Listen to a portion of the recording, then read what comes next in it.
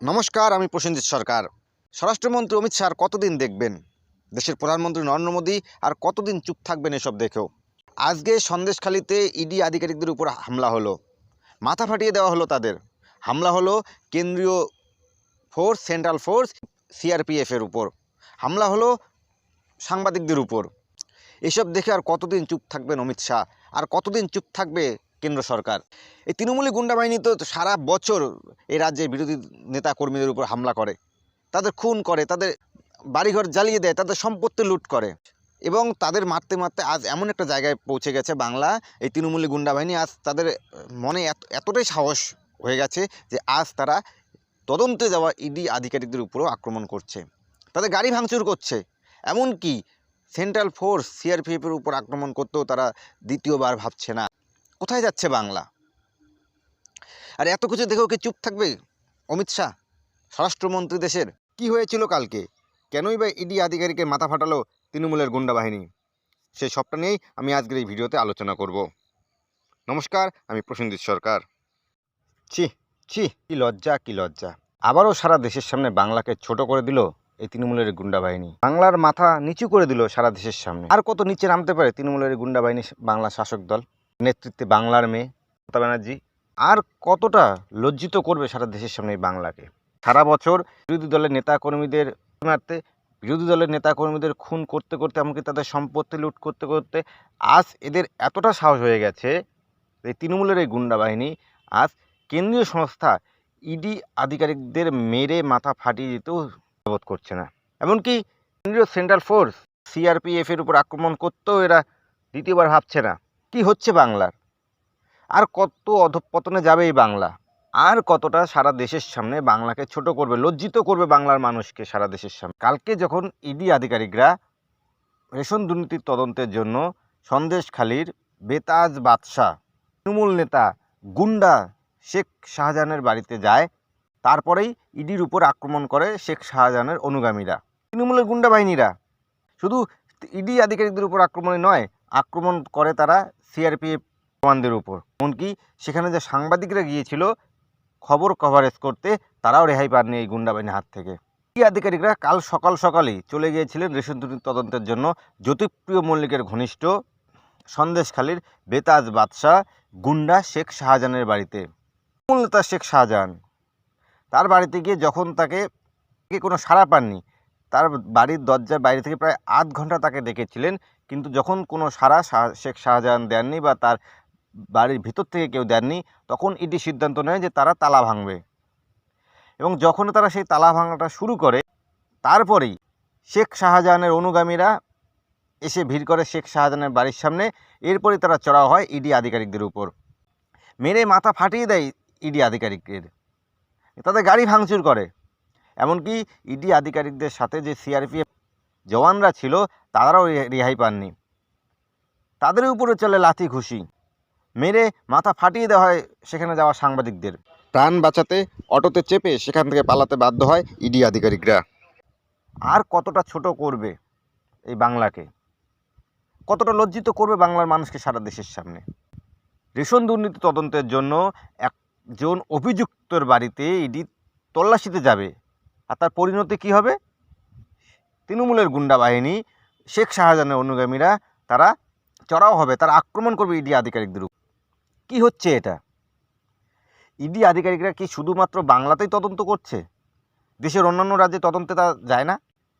দেশের অন্যান্য রাজ্যে কি বিজেপি বিরোধী দলের সরকার নেই? দিল্লিতে আম আদমি পার্টি সরকারে আছে, বিহারে জেডিইউ আরজেডি সরকারে আছে, ঝাড়খণ্ডে বিজেপি বিরোধী দল একটি তারা শাসন করছে। সেই রাজ্যগুলিতে কি ইডি সিবিআই তদন্তে যায় না? কই আমরা তো শুনি না যে সেখানে ইডি সিবিআইয়ের উপর আক্রমণ হচ্ছে, তাদের মেরে মাথা ফাটিয়ে দেওয়া হচ্ছে। তাহলে বাংলায় কেন এমন ঘটনা বারবার ঘটছে? বাংলার মেয়ে যিনি শাসন করছেন, নিজেকে বাংলার মেয়ে বলে প্রচার করছেন, অথচ সেই বাংলার মেয়ের শাসনেই সারা বছর তো বিরোধী দলের নেতাকর্মীরা মার খাচ্ছেনই, সারা বছর তো বিরোধী দলের নেতাকর্মীদের খুন করা হচ্ছে, তাদের সম্পত্তি লুট করা হচ্ছে। এখন তাদের সাহস এতটাই হয়ে গেছে যে তারা এখন ইডিকে পর্যন্ত মারতে দ্বিধাবোধ করছে না, দ্বিতীয়বার ভাবছে না। কি হচ্ছে বাংলার? শেখ শাহজাহান কে এই শেখ শাহজাহান? তার এতটাই প্রতাপ প্রতিপত্তি, এতটাই তার আতঙ্ক, তার ভয় সন্দেশখালিতে, যে সেখানকার সাধারণ মানুষও তার বিরুদ্ধে মুখ খুলতে পারে না। ইডি সিবিআই যখন এর আগে পার্থ চ্যাটার্জির বাড়িতে তদন্তে গিয়েছিল, জ্যোতিপ্রিয় মল্লিকের বাড়িতে তদন্তে গিয়েছিল, বীরভূমের বেতাজ বাদশাহ, বীরভূমের বাঘ যাকে তৃণমূল কর্মীরা বলেন, সেই অনুব্রত মণ্ডলের বাড়িতে তদন্তে গিয়েছিল, তখনও কিন্তু এমন পরিস্থিতি হয়নি। কিন্তু শেখ শাহজাহানের বাড়িতে গিয়ে ইডির মাথা ফাটল। শেখ শাহজাহান বাম আমলে একজন বাম কর্মী ছিলেন, গুন্ডা ছিলেন বাম রাজত্বে। তারপর যখন তৃণমূলের সরকার চলে আসে, তখন শেখ শাহজাহান চলে আসেন দিদির দলে। 2011 পরেই তিনি দিদির দলে চলে আসেন। এরপর সে গুন্ডা থেকে এখন হয়ে যান বেতাজ বাদশাহ। সে সন্দেশখালিতে তার হুকুম ছাড়া নাকি গাছের পাতা পর্যন্ত নড়ে না, তার হুকুম ছাড়া নাকি হাওয়া পর্যন্ত সেখানে চলতে পারে না। সেই বেতাজ বাদশাহ জ্যোতিপ্রিয় মল্লিকের ঘনিষ্ঠ, যার বিরুদ্ধে রেশন দুর্নীতিতে যুক্ত থাকার অভিযোগ আছে। সেখানে তদন্ত করতে গিয়েছিল ইডি, কিন্তু তদন্তে গিয়ে ইডির মাথা ফাটলো। এই যে ইডিকে মারল তৃণমূলের গুন্ডা বাহিনী, এটা কি শুধু শেখ শাহজাহানের নির্দেশে? শেখ শাহজাহান একজন গুন্ডা, চরম প্রতিপত্তি আছে সেখানে তার। কিন্তু যদি উপর থেকে নির্দেশ না আসে, শেখ শাহজাহানের কি এতটা ক্ষমতা হয়েছে তিনি ইডির গায়ে হাত দেবেন, তার অনুগামীদের বলবেন যে যাও তোমরা ইডিকে মারো, সেন্ট্রাল ফোর্সকে মারো? যদি উপর থেকে নির্দেশ না আসে, কালীঘাট থেকে নির্দেশ না আসে, যাও তোমাদের যা ইচ্ছে তোমরা করো, আমি তোমাদের সাথে আছি, এরকম যদি কিছু না হয়, তাহলে কি এই গুন্ডাদেরকে এতটা সাহস হয় তারা ইডির গায়ে হাত দেবেন? যারা এই আক্রমণটা করেছিল তাদের তো দেখবেন তো তারা একটা বিশেষ সম্প্রদায়ের লোক, এবং তারা যে ভারতীয় কিনা আমার সন্দেহ আছে। কারণ এই শেখ শাহজাহানের বিরুদ্ধেই কিন্তু অভিযোগ উঠেছে তিনি রোহিঙ্গাদের এনে বাংলায় আশ্রয় দিয়েছেন। তারা আবার রোহিঙ্গা নয় তো? যারা ইডির উপর আক্রমণ করেছে তারা রোহিঙ্গা নয় তো? আমার তো তাই মনে হচ্ছে। আমি তো কেন্দ্রীয় সংস্থাকে অনুরোধ করব যে চেহারাগুলো, যে মুখগুলো এই আক্রমণের সময় দেখা গেছে, তাদেরকে তদন্তের আওতায় নিয়ে আসতে।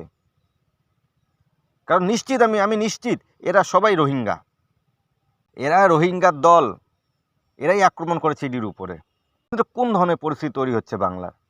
তদন্তে গিয়ে মার খেতে হচ্ছে ইডিকে, মার খেতে হচ্ছে সেন্ট্রাল ফোর্সকে, মার খেতে হচ্ছে সেখানে যাওয়া সাংবাদিকদেরও। শাসক দলের নেতা কর্মীদের, গুন্ডাদের কি ভয়ভীতি নেই?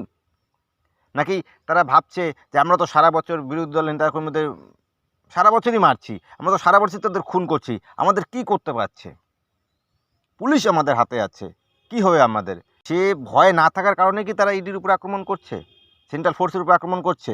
তো এখানে কেন্দ্রীয় স্বরাষ্ট্রমন্ত্রী অমিত শাহকে বলবো, কি করছেন আপনারা? কত দেখবেন সারা বছর দিনের পর দিন সেখানে এই রাজ্যে বিরোধী দলের নেতাকর্মীদের খুন করা হচ্ছে, ইডির উপর আক্রমণ করা হচ্ছে, তবু আপনারা চুপ থাকবেন, কোনো বিহিত করবেন না? বাংলার মানুষকে কি রেহাই দিবেন না এই শাসক দলের হাত থেকে? উপর আক্রমণ নিয়ে কিন্তু রাজনৈতিক দলগুলো, বাংলার বিরোধী রাজনৈতিক দলগুলো তাদের প্রতিক্রিয়া জানিয়েছে। শুভেন্দু অধিকারী কথা বলেছিলেন সরাসরি স্বরাষ্ট্রমন্ত্রীর সঙ্গে, বাংলার পরিস্থিতি সম্পর্কে তিনি স্বরাষ্ট্রমন্ত্রীকে জানিয়েছেন। অধীর রঞ্জন চৌধুরী বলেছেন যে আজ তো শুধু এরা মার খেয়েছে, হয়তো পরের দিন যেদিন তদন্তে যাবে সেদিন এদের খুন করে ফেলাও হতে পারে। বাংলার রাজ্যপাল তিনি বলেছেন রাজ্য সরকার যদি আইন শৃঙ্খলা ঠিকমতো দেখতে না পারে তাহলে আমি আইন অনুযায়ী ব্যবস্থা নেব। অভিজিৎ গাঙ্গুলি, হাইকোর্টের বিচারপতি অভিজিৎ গাঙ্গুলি, তিনি কালকে একটি কেস চলাকালীন ইডির আইনজীবীকে প্রশ্ন করেন, আপনারা যে তদন্তে যান আপনাদের কাছে কি বন্দুক থাকে না, আপনারা কি গুলি করতে পারেন না? তাহলে ভাবুন কোন পরিস্থিতিতে চলছে বাংলা, যেখানে বাংলা সাধারণ বিরোধী কর্মীরা রেহাই পাচ্ছে না, ইডি আধিকারিকরা, সিবিআই, এমনকি সেন্ট্রাল ফোর্সও যেখানে রেহাই পাচ্ছে না। আমি বাংলার মানুষকে বলবো, আর কতদিন আপনারা দেখেও এভাবে চুপ থাকবেন? সামান্য 500-1000 টাকার ভাতার জন্য পুজোর সময় ক্লাবে অনুদান পাবেন, সেজন্য চুপ থাকবেন আপনারা? বাংলা যাক রসাতলে, বাংলার মাথা বারবার হেড হয়ে যাক সারা দেশের সামনে।